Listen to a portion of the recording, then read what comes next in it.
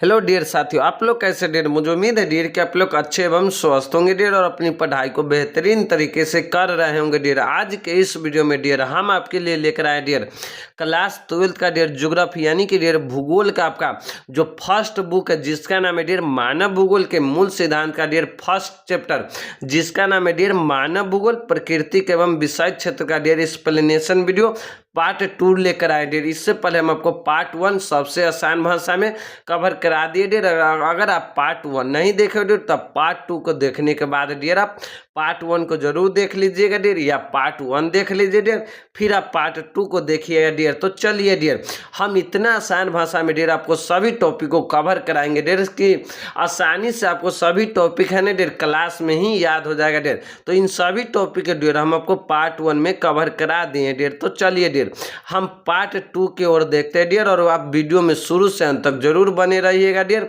क्योंकि डियर शुरू से अंत तक बने रहिएगा इसीलिए डियर बने रहिएगा कि अगर से आप शुरू से अंत तक जब वीडियो देखते हैं ना डियर तो आपको सभी कॉन्सेप्ट यानी कि आसानी से समझ में आ जाता है और आपको कोई भी कॉन्सेप्ट छूटता नहीं डियर। तो इसीलिए डियर आप कंटिन्यू वीडियो कंप्लीट वाचिंग कीजिएगा, यानी कि पूरा वीडियो है ना शुरू से अंत तक जरूर देखिएगा डियर। तो चलिए डियर आपका पार्ट 2 का डियर आपका पहला टॉपिक यही है डियर कि मानव भूगोल का विचारधारा, यानी कि डियर मानव भूगोल का कुछ विचारधारा है ना जो निम्न है डियर। तो चलिए डियर मानव भूगोल का पहला विचारधारा क्या है उसको हम देख लेते हैं डियर। तो मानव भूगोल का डियर आपका पहला विचारधारा यही है कि पर्यावरण निश्चयवाद या नियतिवाद, यानी कि डियर जो पर्यावरणीय निश्चयवाद विचारधारा है ना डियर, तो इसका दूसरा नाम यह भी है नियतिवाद विचारधारा। तो इसमें आप कंफ्यूज नहीं होइएगा डियर।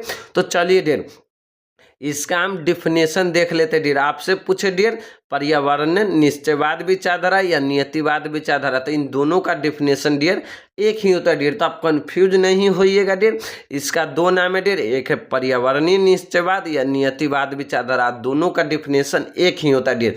तो चलिए इसका डिफिनेशन हम देख लेते हैं डियर। तो इसका डिफिनेशन यही डियर कि इस विचारधारा के अनुसार मानव प्रकृति के भौतिक संसाधन में कोई बदलाव नहीं कर सकता, यानी कि डियर जो पर्यावरणीय निश्चयवाद या नियतिवाद विचारधारा है ना, तो इस विचारधारा का यह मानना है डियर कि यानी कि कहना है कि इस विचारधारा के अनुसार है ना मानव जो है प्रकृति के भौतिक संसाधन, यानी कि डियर प्रकृति का जो भी भौतिक संसाधन हो गया, जैसे हो गया नदी हो गया, पहाड़ हो गया, पठार हो गया, मैदान हो गया, वन हो गया डियर, तो इन सब में है ना डियर मानव क्या कोई बदलाव नहीं कर सकता, बल्कि प्रकृति मानव को ही अपने अनुसार नियंत्रण करेगी। यानी कि डियर बल्कि क्या प्रकृति ही है ना मानव को क्या अपने अनुसार नियंत्रण करेगा। यानी कि डियर अगर प्रकृति बारिश दे रहा है तो मनुष्य को क्या बारिश में ही भीजना होगा डियर, यानी कि उससे है ना कोई दूसरा उपाय नहीं लगा सकता है। यानी कि प्रकृति ही क्या मानव को क्या अपने अनुसार नियंत्रण, यानी कि प्रकृति जैसे चाहे वैसे मानव को चला सकता है डियर, और प्रकृति को ही सर्वोच्च मानते हैं। यानी कि डियर जो विचारधारा है इसमें प्रकृति को ही ना सर्वोच्च यानी कि मानव से क्या ऊंचा मानता है, यानी कि जो कर सकता है वो प्रकृति ही कर सकता है, मानव उसमें कुछ भी बदलाव यानी कि चेंज नहीं कर सकता डियर। और यही विचारधारा यानी कि डियर ये विचारधारा मानव का प्रकृतिकरण की ओर संकेत देता है। यानी कि ये जो विचारधारा है ना मानव का प्रकृतिकरण की ओर संकेत देता है। मानव का प्रकृतिकरण का डियर मतलब क्या होता है डियर, तो यही मतलब होता है डियर कि मानव का प्रकृतिकरण का, फिर से सुन लीजिएगा डियर कि मानव का प्रकृतिकरण का मतलब यही होता है डियर कि मानव है ना प्राकृतिक संसाधन में कोई बदलाव नहीं कर सकता है, बल्कि प्रकृति ही मानव को क्या अपने अनुसार नियंत्रण करेगा डियर। इसी को हम लोग क्या बोलते हैं मानव का प्रकृतिकरण बोलते हैं। तो यही विचारधारा यानी कि डियर ये जो विचारधारा है ना तो हमें यही बताता है डियर कि मानव है ना प्रकृति में क्या कोई यानी कि मानव प्रकृति में कोई बदलाव नहीं कर सकता है, बल्कि प्रकृति ही है ना मानव को अपने अनुसार नियंत्रण करेगा डियर। तो इसीलिए यह विचारधारा मानव का प्रकृतिकरण की ओर संकेत देता है डियर। तो इसी विचारधारा को पर्यावरणीय निश्चयवाद या नियतिवाद विचारधारा कहा जाता है डियर। तो अब आपको समझ में आ गया होगा डियर कि पर्यावरण निश्चयवाद या नियतिवाद विचारधारा किसे कहते हैं डियर। तो चलिए डियर देखिए इस विचारधारा का यानी कि डियर जो पर्यावरणीय विचारधारा यानी कि पर्यावरण निश्चयवाद या नियतिवाद विचारधारा है ना, तो इस विचारधारा का समर्थक है रेटजेल। रेटजेल का फुल नाम क्या डियर? फ्रेडरिक रेटजेल, जिसे मानव भूगोल का क्या पिता या जनक कहा जाता है डियर। अरस्तु, sample, Humboldt, Ritter, E can't आदि है। यानी कि डियर ये जो पर्यावरणीय निश्चयवाद या नियति विचारधारा है, तो इनका समर्थक कौन है डियर? फ्रेडरिक रेटजेल है, अरस्तु है, सेम्पल है, और हमबोल्ट है, रिटर है और ई कांट आदि, यानी कि इन लोग हैं ना इस विचारधारा का समर्थक है डियर। तो चलिए डियर फिर हम देखते हैं डियर नियतिवाद विचारधारा में प्रकृति घटक को महत्वपूर्ण माना जाता है। यानी कि डियर ये जो पर्यावरणीय निश्चयवाद या नियतिवाद विचारधारा है ना डियर, तो इसमें किसको महत्वपूर्ण माना जाता है? तो प्रकृति को, यानी कि प्रकृति घटक को क्या महत्वपूर्ण माना जाता है डियर? इसको आप याद रखिएगा डियर, ये ऑब्जेक्टिव क्वेश्चन में पूछा जाता है डियर कि पर्यावरणीय निश्चयवाद या नियतिवाद विचारधारा में डियर किस घटक को महत्वपूर्ण माना जाता है डियर? तो प्रकृति घटक को महत्वपूर्ण माना जाता है, क्योंकि डियर इस विचारधारा में प्रकृति को ही क्या सर्वोच्च माना जाता है डियर। तो इसीलिए इसमें प्रकृति घटक को क्या महत्वपूर्ण माना जाता है डियर, तो इसको आप याद रखिएगा। चलिए डियर फिर हमारा दूसरा विचारधारा डियर संभववाद विचारधारा। यानी कि डियर ये जो संभववाद विचारधारा का डिफिनेशन क्या है डियर, इसको भी हम देख लेते हैं डियर। तो इस विचारधारा के डियर अंतर्गत, यानी कि डियर इस विचारधारा के अंतर्गत अपने पर्यावरण में स्वतंत्र रूप से कार्य करने और अपनी पसंद के अनुसार बदलाव करने में सफल है। यानी कि डियर ये जो संभववाद विचारधारा है ना, तो इस विचारधारा के अंतर्गत डियर मानव है ना, यानी कि हम मानव जाति है ना अपने पर्यावरण यानी कि डियर अपने प्रकृति में है ना डियर स्वतंत्र रूप से क्या कार्य करने और अपनी पसंद के अनुसार बदलाव करने में सफल है। इसका मतलब है डियर कि मानव प्रकृति के द्वारा जो भी संसाधन दिया गया, यानी कि डियर प्रकृति के द्वारा है ना डियर मानव को जो भी संसाधन दिया गया है उसका प्रयोग करके मानव अपने जीवन को अपने तरीके से जी सकता है। यह विचारधारा नियतिवाद विचारधारा के विपरीत है डियर।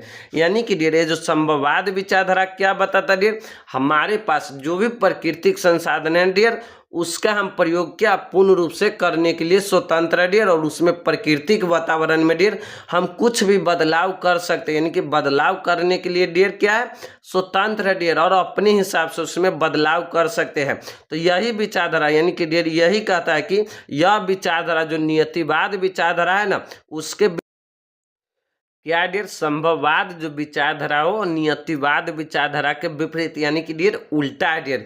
नियतिवाद विचारधारा हमें क्या बताता है डियर कि आप पर्यावरण में डियर कुछ नहीं बदलाव कर सकते, बल्कि आपको प्रकृति ही क्या पूर्ण रूप से नियंत्रण करेगा। लेकिन डियर संभववाद विचारधारा हमें यह बताता है कि प्रकृति में है ना स्वतंत्र रूप से क्या डियर कार्य करने और अपनी पसंद के अनुसार बदलाव करने में डियर सफल, यानी कि पूर्ण रूप से आप स्वतंत्र है डियर। और इसका मतलब यही है कि प्रकृति के द्वारा जो भी संसाधन हमें मानव को जो दिया गया है डियर उसका प्रयोग करने में और अपने जीवन को अपने तरीके से जी सकते हैं। और यह विचारधारा नियतिवाद विचारधारा के विपरीत यानी कि उल्टा डियर। संभववाद विचारधारा को आपको अगर पूछ दे डियर कि संभववाद विचारधारा किसे कहते हैं डियर, तो आप उसको एक शब्द में जवाब दे सकते हैं डियर कि संभववाद विचारधारा के अंतर्गत हम मानव जो है न प्राकृतिक पर्यावरण यानी कि प्राकृतिक पर्यावरण में डियर स्वतंत्र रूप से बदलाव करने में हम लोग क्या है स्वतंत्र पूर्ण रूप से बदलाव करने में सक्षम है,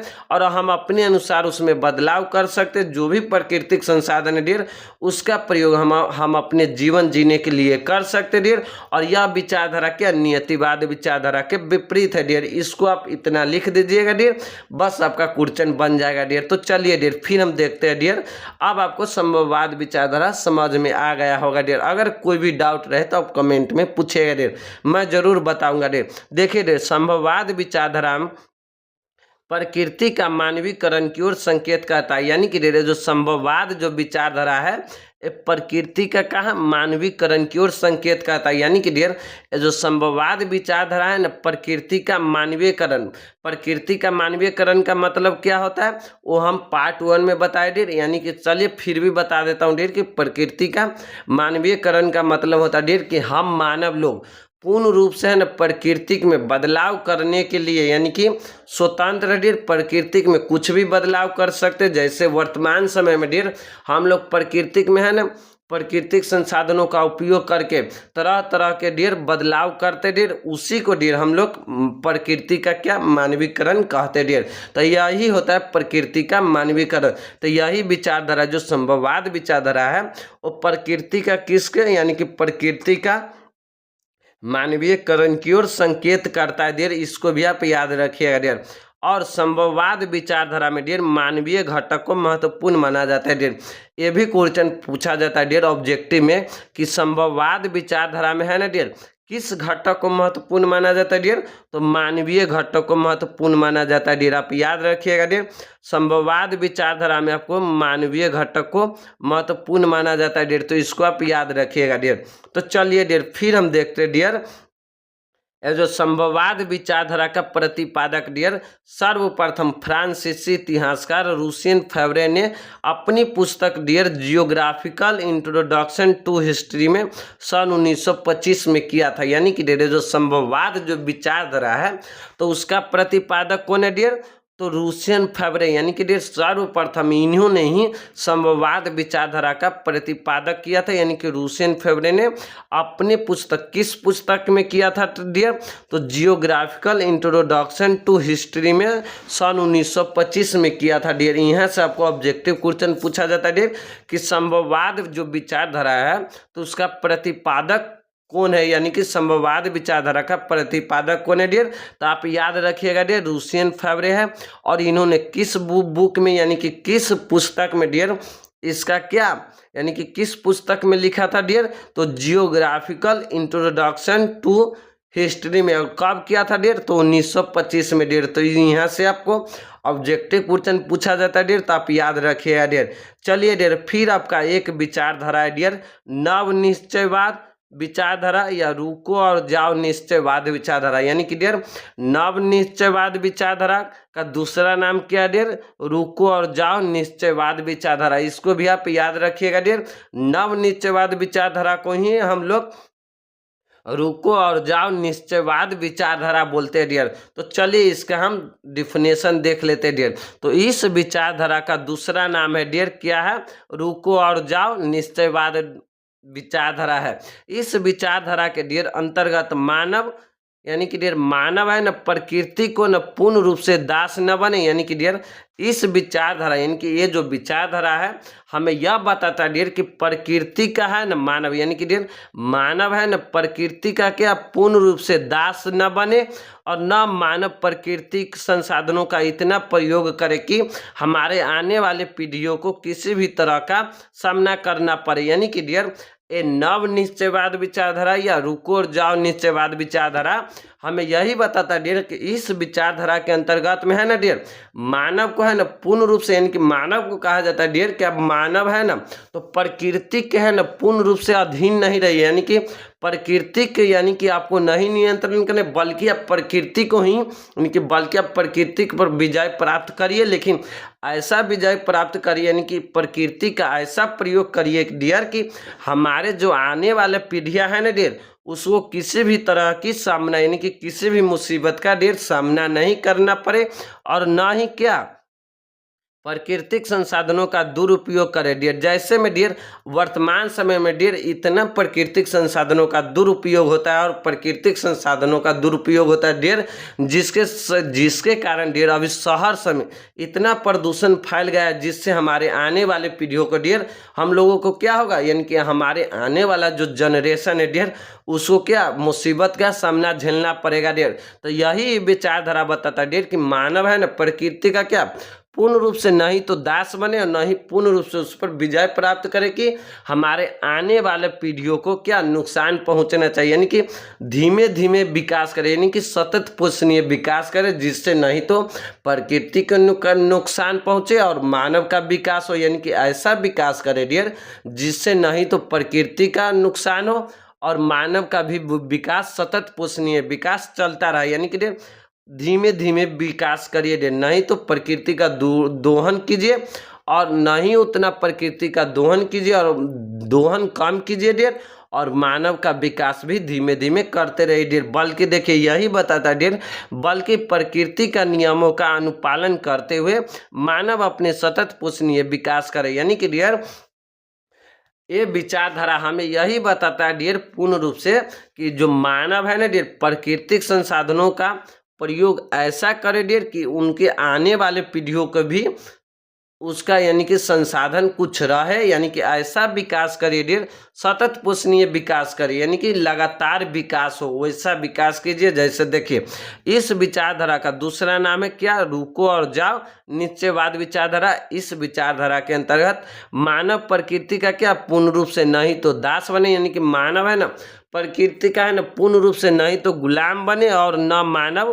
प्राकृतिक संसाधनों का इतना प्रयोग करें कि हमारे आने वाले पीढ़ियों को किसी भी तरह का सामना करना पड़े, यानी कि प्राकृतिक संसाधन का डियर इतना प्रयोग भी न कर लीजिए कि जो हमारे आने वाले जो अगले जनरेशन है उसको किसी भी तरह का क्या सामना करना पड़े। जैसे आज के समय में डियर इतना प्राकृतिक संसाधनों का दुरुपयोग होता है डियर, जिससे हमारे आने वाले पीढ़ियों को है ना जनरेशन का मुसीबत का सामना करना पड़ेगा डियर। तो यानी कि यही विचारधारा बताता है कि नहीं तो उतना प्रयोग कीजिए जिससे हमारे आने वाले जो जनरेशन है उसको क्या किसी भी तरीके से सामना करना पड़े, और न ही प्राकृतिक संसाधनों का दुरुपयोग करे, बल्कि प्रकृति का जो भी नियम यानी कि प्रकृति का नियमों का अनुपालन करते हुए मानव अपना सतत पोषणीय विकास करे डियर, यानी कि मानव एक ऐसा विकास करे जो लंबे समय तक चलते रहे डियर। चलिए डियर फिर हम नेक्स्ट बढ़ते डियर।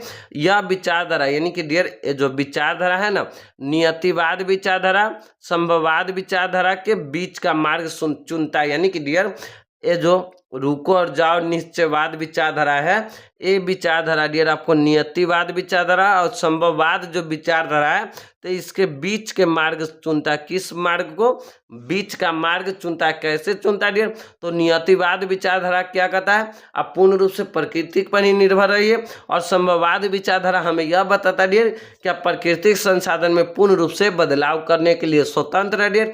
और आपको ये जो आप देखें रुको और जाओ निश्चयवाद विचारधारा, तो ये विचारधारा हमें यही बताता है डियर कि प्राकृतिक संसाधन का इतना प्रयोग कीजिए जिससे यानी कि कोई समस्या यानी कि हमारे आने वाले जनरेशन को कोई समस्या नहीं हो सके, यानी कि बीच का मार्ग चुनता है डियर।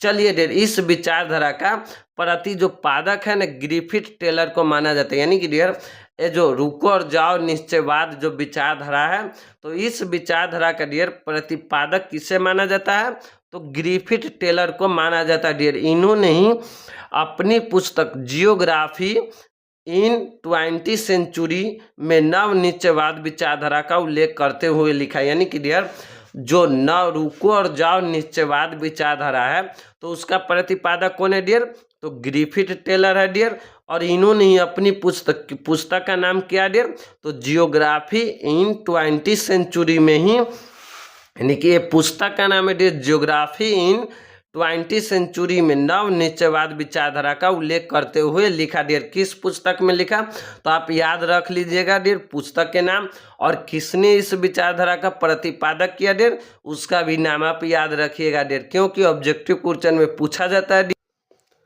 मुझे उम्मीद है डियर कि अब आपको रुको और जाओ निश्चयवाद विचारधारा क्लियर हो गया होगा डियर। चलिए मान लीजिए डियर अगर आपको नियतिवाद विचारधारा संभववाद विचारधारा और नव निश्चयवाद विचारधारा या रुको और जाओ निश्चयवाद विचारधारा में भी कोई भी प्रॉब्लम है डियर, तो उसके लिए डियर मैं एक उदाहरण लेकर आया डियर, यानी कि तीनों विचारधारा है उसका हम डियर आपको क्या क्लियर कर देता हूँ डियर। अगर कोई भी प्रॉब्लम होगा भी तो आपको क्लियर हो जाएगा, क्योंकि डियर इस टॉपिक से है ना डियर इन तीनों टॉपिक से है ना डियर बराबर एग्जाम में क्वेश्चन पूछा जाता है डियर। तो चलिए डियर समझ लीजिए, एक बार फिर से समझ लीजिए डियर उदाहरण है, यानी कि डियर एग्जाम्पल के सहित हम समझते डियर।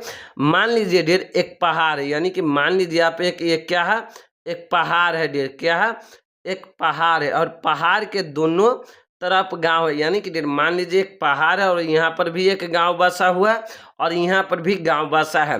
तो नियतिवाद विचारधारा यही कहेगा कि मनुष्य को पहाड़ के दोनों तरफ ही रहना होगा, यानी कि डियर मान लीजिए क्या है, एक पहाड़ है और यहाँ पर भी गांव है और यहाँ पर भी गांव है। तो नियतिवाद विचारधारा है, जो नियतिवाद विचारधारा है, तो यह विचारधारा यही कहेगा कि डियर कि मनुष्य को है ना पहाड़ के दोनों तरफ ही रहना होगा, आपस में नहीं मिल सकता। यानी कि डियर ये जो लोग हैं ना, ये आपस में क्या कभी भी नहीं मिल सकता है डियर।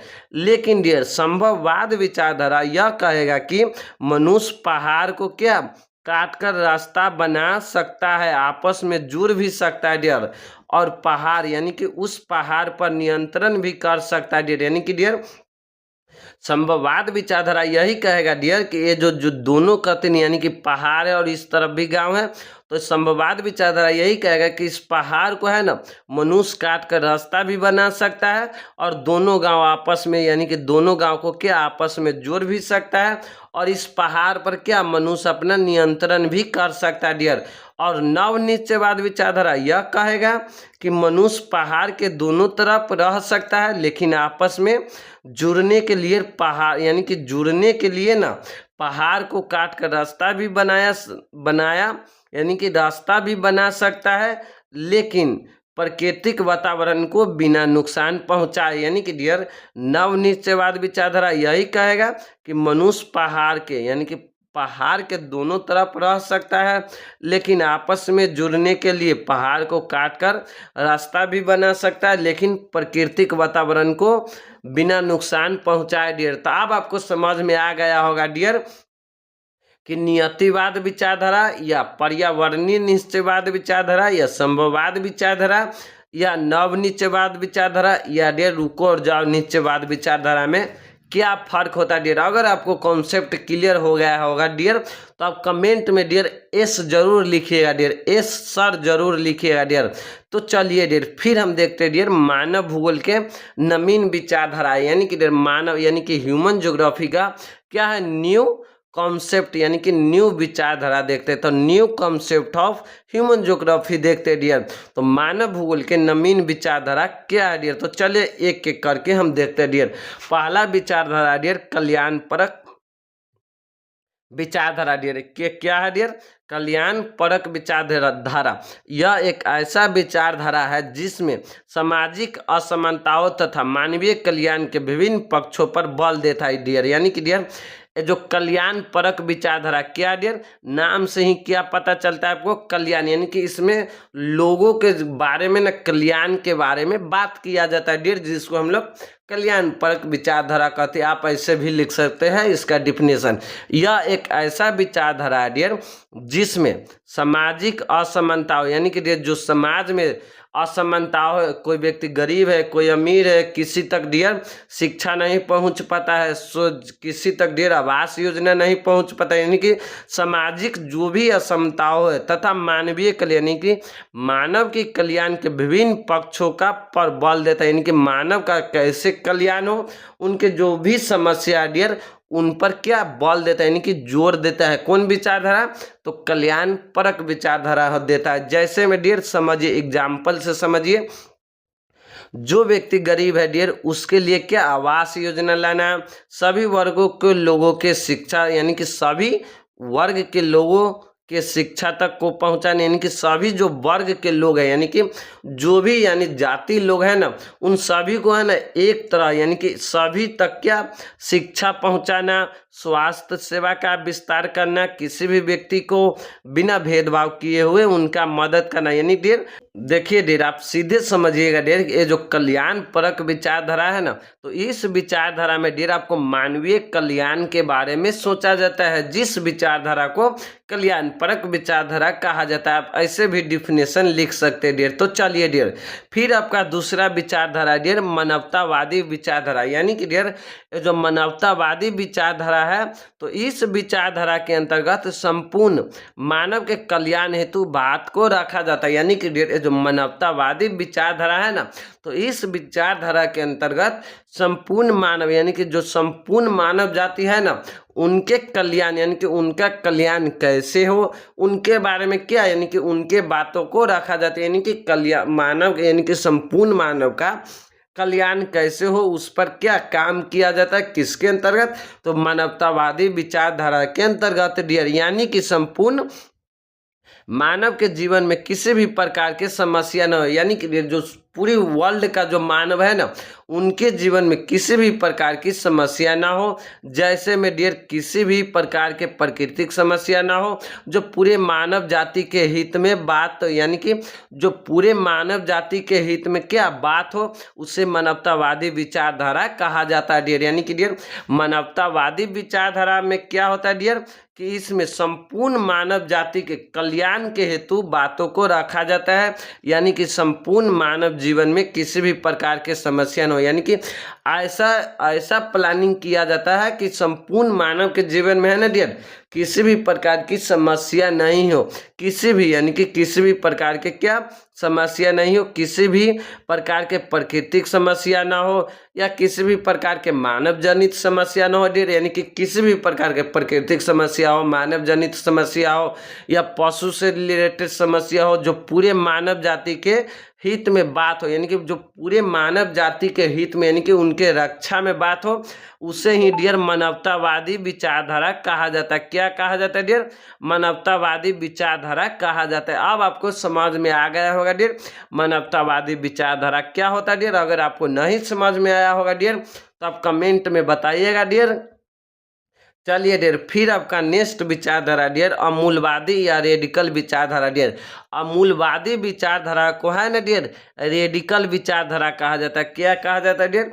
रेडिकल विचारधारा। और यह विचारधारा यानी कि डियर जो अमूलवादी विचारधारा या रेडिकल विचारधारा है ना, यह विचारधारा मार्क्सवाद के सिद्धांत का प्रयोग करते हैं। यानी कि डियर ये जो विचारधारा है ना किसके सिद्धांत का डियर? मार्क्सवादी सिद्धांत का प्रयोग करते हैं। इस विचारधारा के अनुसार मानवीय समस्या यानी कि डियर मूलवादी या रेडिकल जो विचारधारा है ना, तो इस विचारधारा के अनुसार डियर मानवीय समस्या जैसे हो गया डियर गरीबी हो गया, भूखमरी हो गया, बीमारी हो गया डियर, जाति भेद है यानी कि जो हम लोग गांव में देखते हैं या बड़े बड़े राज्य में देश में, यानी कि मान लीजिए पूरे देश में ही जाति का जो जाति मतभेद होता है डियर, रंग का भेद होता है यानी कि रंग का मतभेद होता है, कोई गोरा है कोई काला है आदि का अध्ययन करती है। इस विचारधारा का मुख्य उद्देश्य यही है कि सामाजिक एवं आर्थिक स्थिति को मजबूत बनाना। यानी कि डियर अमूलवादी या रेडिकल विचारधारा यानी कि इस विचारधारा का उद्देश्य यही रहता है डियर, ये विचारधारा मार्क्सवादी सिद्धांतों का प्रयोग करता है डियर। और इस विचारधारा यानी कि ये जो विचारधारा है ना एक किन चीज़ों पर यानी कि ज़्यादा जोर देता है डियर कि जैसे मानवीय समस्या यानी कि मानव का जो समस्या हो गया, गरीबी हो गया, भूखमरी हो गया, बीमारी हो गया, जो जाति भेद यानी कि जो आपस में जो लोग जाति के नाम पर जो लड़ जाते हैं डियर, रंग के नाम पर यानी कि जैसे रंग भेद यानी कि रंग के नाम पर कोई गोला है कोई गोरा है कोई काला के नाम पर जो लड़ते रहते हैं ना, तो उन्हीं समस्या को क्या सुलझाना और सभी व्यक्ति को जागरूक करना और सभी को क्या सभी के समस्या का हल करना ही क्या यानी कि हल करना, इसी बारे यानी कि हल करना ही अमूलवादी या रेडिकल विचारधारा के अंतर्गत आता है डियर। और इस विचारधारा के यानी कि ये जो विचारधारा है डियर, तो इसका मुख्य उद्देश्य यही रहता है डियर कि सामाजिक एवं आर्थिक स्थिति को क्या मजबूत करना, यानी कि समाज में किसी भी प्रकार के असमानताओं को न फैलने देना इस अमूलवादी विचारधारा का मेन उद्देश्य होता है डियर। तो चलिए डियर फिर हमारा चौथा विचारधारा और लास्ट विचारधारा डियर व्यवहारवादी विचारधारा। यानी कि डियर जो व्यवहारवादी विचारधारा क्या है डियर?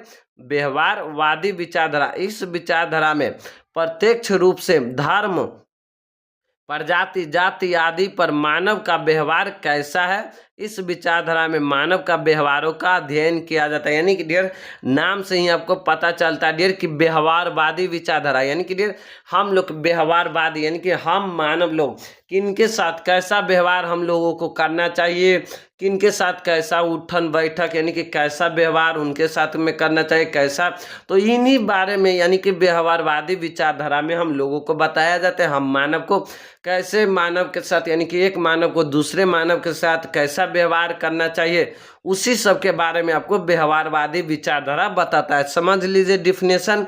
फिर डियर इस विचारधारा में प्रत्यक्ष रूप से धर्म के बारे में, प्रजाति, जाति आदि पर मानव का व्यवहार कैसा, यानी कि जो हम लोग धर्म के नाम पर लड़ते रहते हैं, प्रजाति, जात के नाम पर, जातीय के नाम पर जो लड़ते रहते हैं और एक जाति के साथ दूसरे जाति का कैसा व्यवहार करते हैं, तो यानी इन्हीं सब पर ना व्यवहारवादी विचारधारा क्या उद्देश्य देता है डियर, और सभी का व्यवहार को अच्छा बनाने के लिए इस पर काम किया जाता है डियर। और इस विचारधारा में मानव का व्यवहारों का अध्ययन किया जाता है। क्या किया जाता है? मानव का कैसा व्यवहार है उसके बारे में अध्ययन किया जाता है व्यवहारवादी विचारधारा में डियर।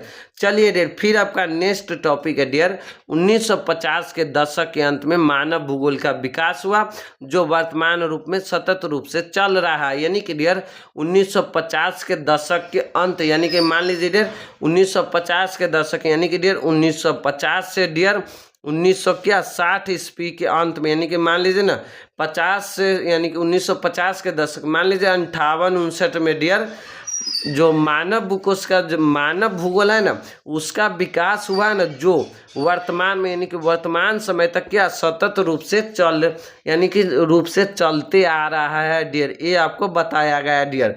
फिर डियर आपको 1970 के दशक में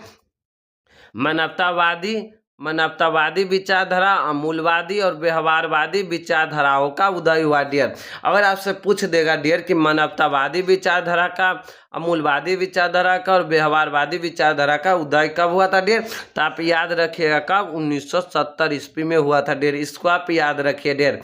और सबसे आपका VVI टॉपिक है डियर, और ऑब्जेक्टिव में बार बार पूछा जाता है डियर, और कभी कभी आपको लघु उत्तरीय प्रश्न में भी पूछ दिया जाता है कि मानव भूगोल के क्षेत्र तथा उनके उप क्षेत्र का नाम बताइए। यानी कि डियर आपको परीक्षा में पूछ देगा कि मानव भूगोल के क्षेत्र तथा उप क्षेत्र का नाम बताइए। देखिए तो आपको मानव भूगोल का क्षेत्र का नाम क्या डियर, यानी कि सामाजिक भूगोल हो गया, आपको मानव भूगोल का क्या क्षेत्र हो गया डियर, और इनके उप क्षेत्र का नाम क्या है डियर, तो इतना नाम है। देखिए व्यवहारवादी भूगोल हो गया, सामाजिक कल्याण भूगोल हो गया, अवकाश भूगोल हो गया, सांस्कृतिक भूगोल हो गया, लिंग भूगोल हो गया, ऐतिहासिक भूगोल और चिकित्सा भूगोल।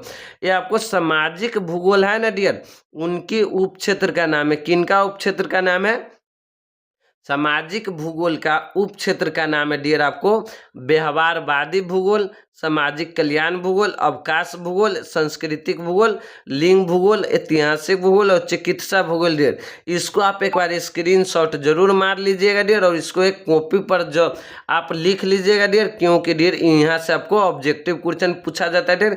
चलिए एक बार मैं और रिपीट कर देता हूँ डियर, सामाजिक भूगोल के ये सब है ना उप क्षेत्र का नाम है डियर, इसको आप याद रख लीजिएगा।